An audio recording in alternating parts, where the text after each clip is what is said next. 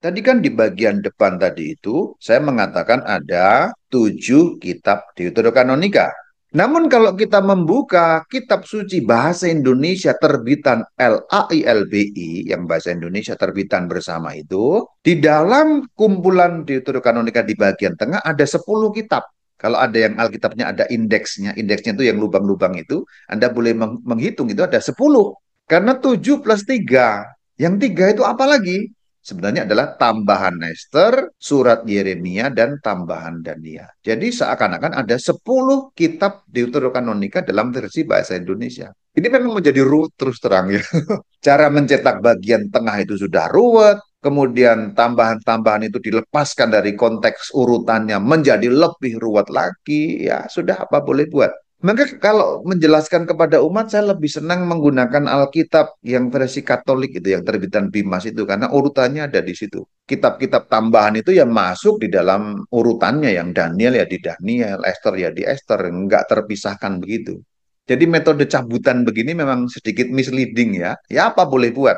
Ini merupakan kesepakatan tahta suci dengan UBS sih, persoalannya di situ. Jadi tahta suci membuat satu kesepakatan internasional dalam hal penerjemahan Alkitab dengan United Bible Societies. UBS itu lembaga-lembaga Alkitab di seluruh dunia yang pada umumnya itu dijalankan oleh komunitas-komunitas Protestan pada umumnya ya. Kalau di Indonesia itu memang yang utama Protestan, tapi Gereja Katolik juga terlibat juga di dalamnya sih. Tapi pada umumnya memang Protestan. Jadi persoalan ada di tengah itu bukan khas Gereja Katolik Indonesia sih, beberapa di bahasa lain juga ada. Hanya kalau saya lihat di dalam beberapa bahasa yang lain itu cara mencetaknya sudah kembali dimasukkan dalam perjanjian. Contoh yang NRSV ya, New Revised Standard Version ya. Yang Catholic Edition ya menempatkan kitab-kitab Deuterokanonika pada urutan aslinya seperti urutan dalam Gereja Katolik gitu.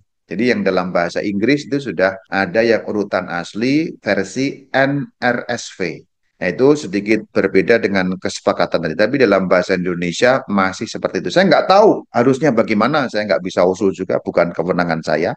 Ya, itu kewenangannya para ahli Alkitab dan mungkin juga hierarki gereja Indonesia. Hanya kalau saya berpendapat, saya sih lebih lebih condong kepada kitab-kitab Deuterokanonika dikembalikan persis seperti urutannya dalam gereja Katolik. Nggak usah pakai ditaruh di tengah. Apalagi ini makin misleading lagi 10 kitab yang terpisah-pisah begitu. Itu makin makin pusing lagi juga. Di dalam akar rumput ini ada kerepotan tersendiri karena kadang-kadang pertanyaan dari umat yang langsung saya temui, ini akar rumput itu kan artinya di lapangan gitu ya. Umat Katolik ditanya oleh temannya yang beragama Protestan, kadang-kadang nanya baik-baik, kadang-kadang nggak baik-baik juga ya.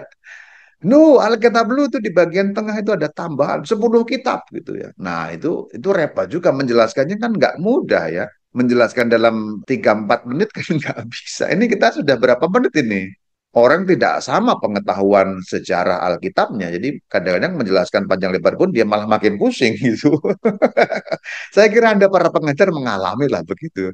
Ketika orang bertolak dari pemahaman yang tidak sama, itu seperti Anda kuliah astronomi di ITB harus menjelaskan, sebutlah demikian sebagai gambaran mengenai tata surya kepada anak TK gitu kan. Kita kira ya pusing anak TK-nya gitu karena jenjang pengetahuannya kan berbeda, ada selang pengetahuan di situ. Kira-kira begitulah.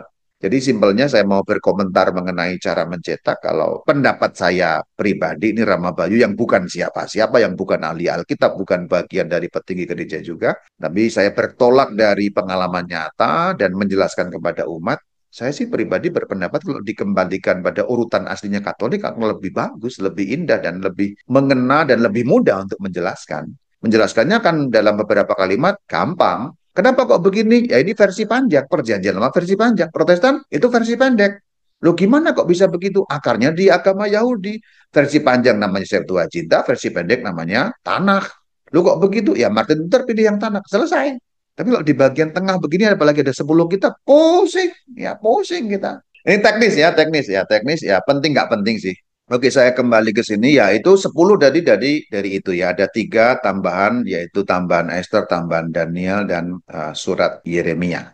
Sekarang pindah ke sebelah kanan, 2 kitab tambahan Ya, istilah tambahan harus dimengerti berbeda, seperti saya katakan di awal tadi, bukan nambahi, tapi Ester panjang, Daniel panjang gitu. Ester panjang itu versi Yunani, Daniel panjang versi Yunani ya.